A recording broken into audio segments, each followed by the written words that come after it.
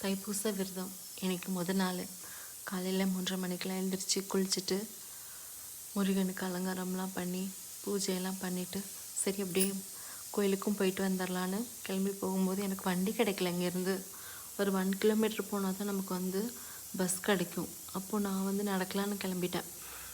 அப்படியே கொஞ்சம் தூரம் போனதுக்கப்புறம் காலையில் ஏர்லி மார்னிங் ஒரு 6:30 அந்த மாதிரி இருக்கும். இப்போ நல்ல குளிர். அப்போ தான் சூரியன் உதயமாகிட்டு இருந்துச்சு. அப்போ அந்த ஒரு இது ரொம்ப நல்லா இருந்துச்சு பார்க்கும்போது. அப்போ போயிட்டே இருக்கும்போது ஒரு ஆட்டோ ஒன்று கிடச்சிது. அதில் ஏறி நான் கோயிலுக்கு போயிட்டேன். எங்கே டைம் ஆயிருமோ, கோயில் மூடிடுவாங்களோன்னு நினச்சி பயந்துட்டேன். சரி, நல்ல வேலையாக டைமுக்கு நான் கோயிலுக்கு வந்துட்டேன். கோயிலுக்கு வந்துட்டு முருகன்கிட்ட 48 நாள் விரதம் என்னோட எந்த ஒரு தடங்களும் இல்லாமல் நல்லபடியாக நடத்தி கொடு முருகா.